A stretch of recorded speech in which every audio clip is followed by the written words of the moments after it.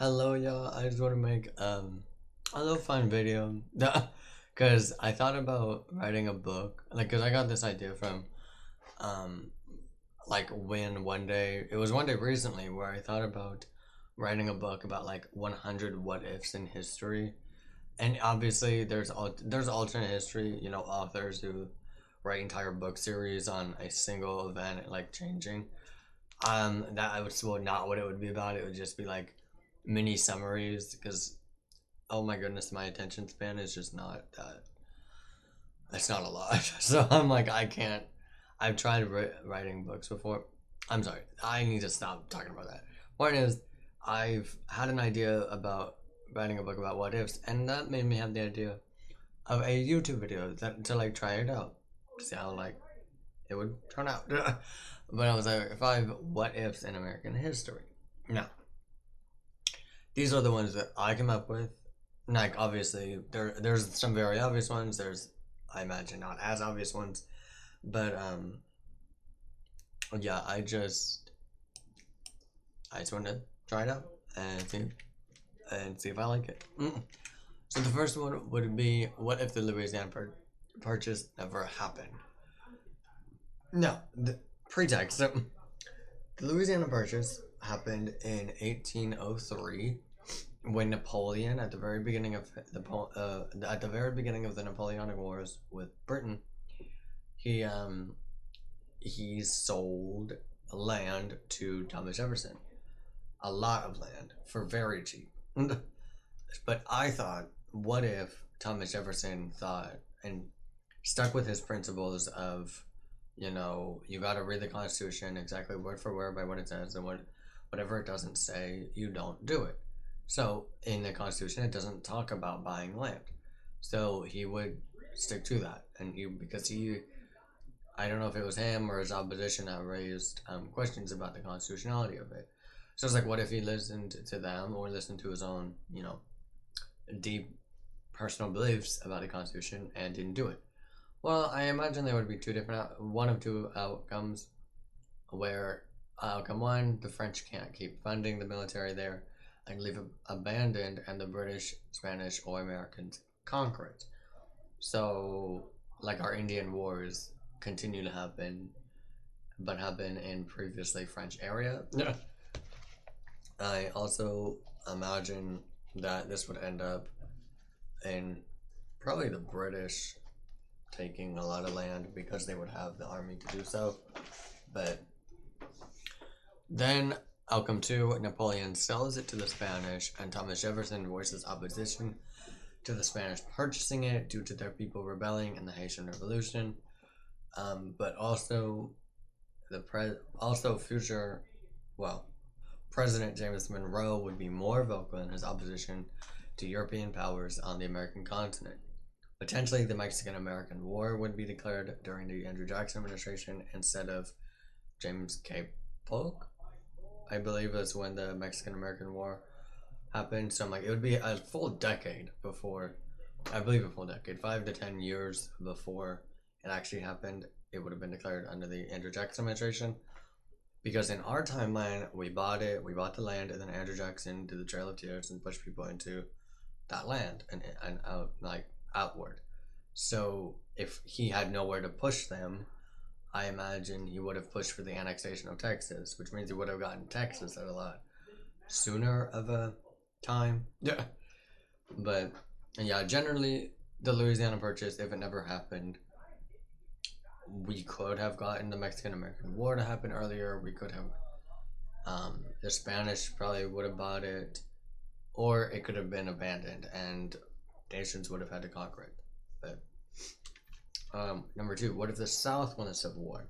Now, pretext to this, the Union doesn't get the victories that it got in our timeline in 1864 and America, and Abraham Lincoln loses re-election, and George McClellan quickly signs a peace treaty with the Confederates, ending the Civil War.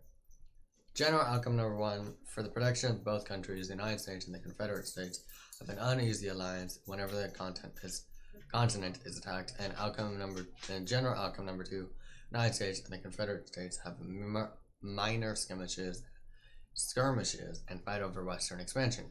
because it's also something that I thought about, is if the United States and Confederate States would both want to expand westward, like in the 1860 election or in the 1864 election and during the Civil War, our country wasn't the modern country that it is now. Like they didn't have all 50 states. Like it was, they didn't have the east to the west, like, and all of that, claimed and settled. So that's why I'm like, maybe they would fight over western expansion, or they would come together in times when the continent is being attacked and be uneasy allies.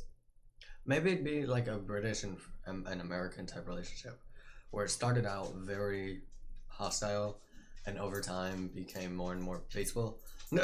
That's probably what it would turn out to be. But also George McClellan, the Democrat running at the time. I also say that if Abraham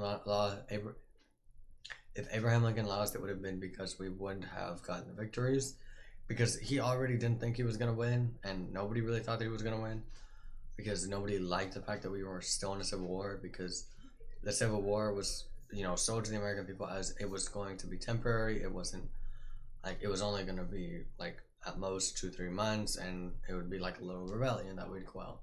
And then when that didn't happen, the American people, I believe, very quickly turned on Abraham Lincoln. He was desperate to get victories, and he was desperate to get victories for the Union so that he could win re-election. But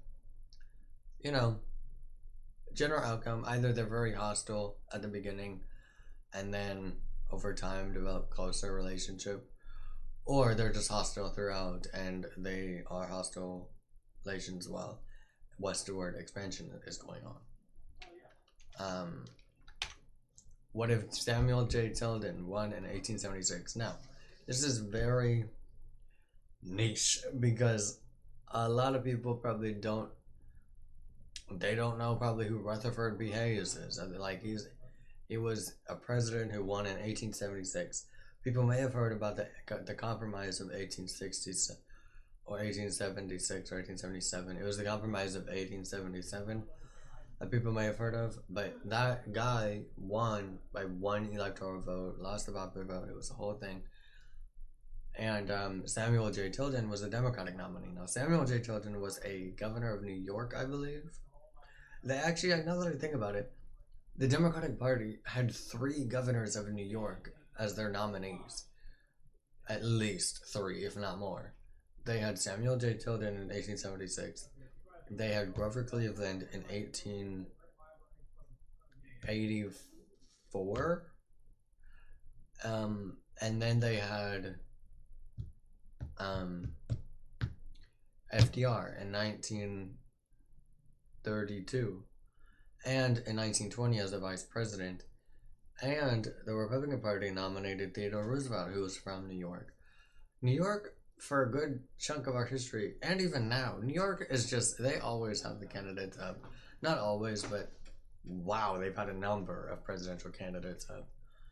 But anyways, Samuel J. Tilden, he was from the Democratic Party, but he was a Northerner, so it seems like, I tried doing research into this, and I think Samuel J. Tilden was not a Southern sympathizer. He really wasn't. He just ran as a Democrat because I think he believed in some of the economics of the Democratic Party and not the social issues of the Democratic Party. So he put economics over social stuff. But anyways, the Democratic Party in 1876 had civil service reform in it.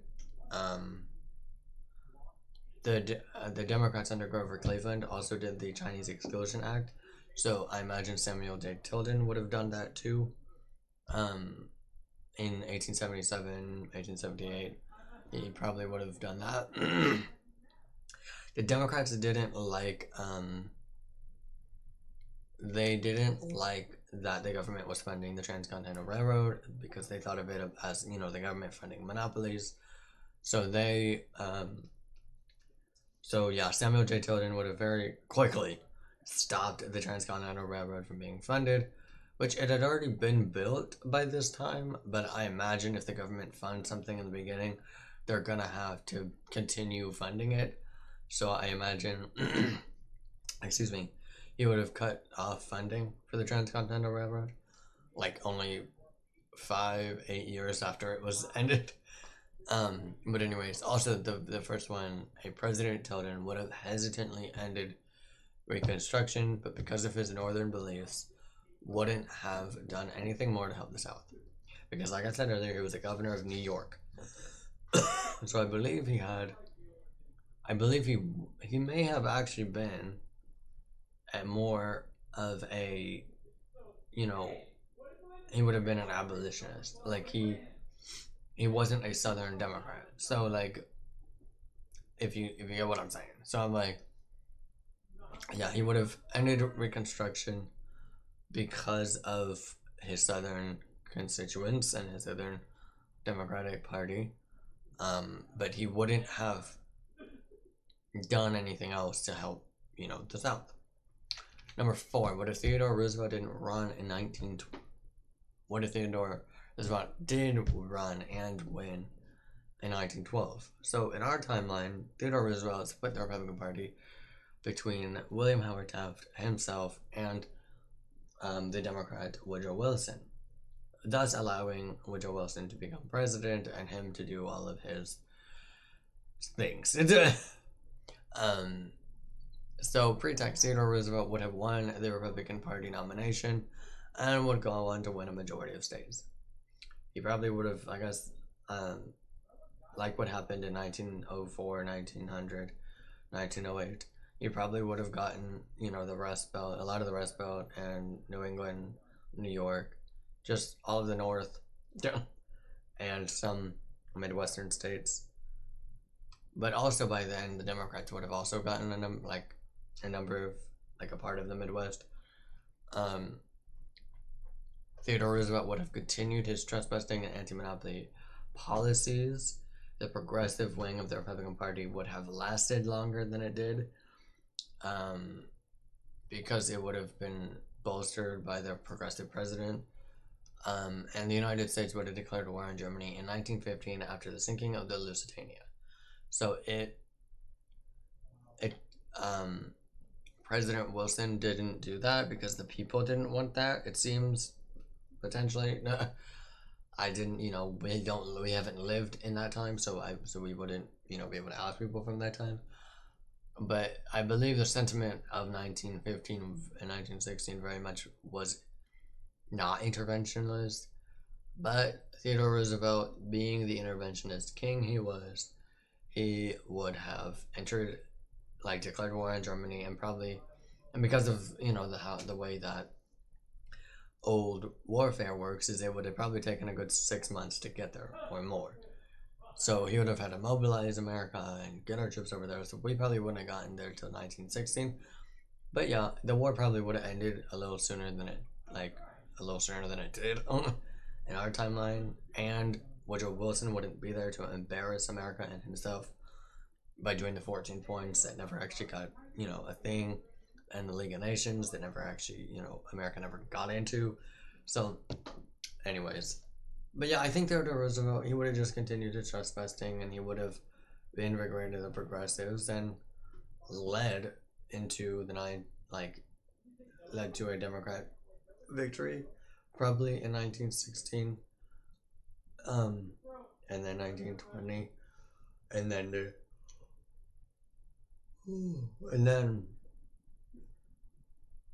then the Democratic Party probably would have won in 1920s, but I'm not gonna go past that. But yeah, just a little change. Number 5, the final one. What if FDR lost in 1940? Pretext them. The Democratic Party had multiple nominees that were more moderate than FDR, and they did in real life, because in reality, I believe FDR was one of the most extreme Democratic nominees. And some research that I've done showed that the people liked the character FDR. They liked FDR, not FDR's policies. If people were polled on his policies, I don't imagine, and I don't believe they were polled very high. They liked the character of FDR. They're president. So it's but yeah, so the Democratic Party had multiple nominees that were more moderate than FDR, and each would have talked negatively about him, selfishly wanting a third term, breaking George Washington's two-term unspoken rule. Because of this, the Democratic Party turns on FDR and nominates a Southern Democrat and Secretary of State Cordell Hull. Hull only gets the South and parts of the Midwest in the 1940 election, but the Republican nominee, Wendell Wilkie, wins all of the North, parts of the Midwest, and the West Coast. Now looking back at it, he probably would have only won the South. He probably wouldn't have even won the parts of the Midwest. Wendell Wilkie probably would have swept, like what happened in 1920, where you get all of the West Coast. From the West Coast to the East Coast, you get everything but the South. Wendell Wilkie, he liked to call him like a modern Republican, where he was interventionist. He was not isolationist like his other Republicans. He liked parts of the New Deal. He didn't like others. That was sadly a very big thing in the Republican Party, where the Republican Party just settled. And this will be in my Republican Party, like the history of the Republican Party video, where in the 1930s and 40s, really from the 1930s to 1970s, the Republican Party was just the Democrats' light. They were like, oh, you could be more efficient with, your social spending. And I'm like, anyways. So Wendell Wilkie, he would have been very similar to FDR's third term, except for a few crucial differences. One, America would not have detained Japanese Americans in internment camps. He vehemently disliked that. He stated publicly and privately that he did not like that, and that was like just a violation of human rights, because it was. And two, an attempt at reforming or scaling back some of FDR's New Deal programs. I like to think of it more as he probably would have got rid of the wasteful spending parts and reformed the rest to try, in his way, make it more efficient. Also, number three, weirdly enough, Wendell Wilkie also died during the FDR administration. It's just that he died about 6 months or so before FDR. So he would have gotten, he would have spent his 3 years in office, and then on October of 1944, he would have died, and his vice president, who I'd have to, I didn't actually look up who his vice president was, but I imagine it was Thomas Dewey. I imagine it was Thomas Dewey. But his Republican, vice president would have continued what he did. But yeah, and I do think that this would show the Republicans able to win between the 1930s and 1970s, and it wouldn't have been such a lost cause for the Republican Party in that 50 or 40 or 50 some years that the Democrats just held power. But yeah, that will be my video. I've tried to keep it as short as I could, but yeah, these were just some that I came off the top of my head and worked to research on. And again, this is just my theories, looking at what other people have said, coming up with my own theories, the whole thing. But yeah, I will see you all in the next one. Goodbye.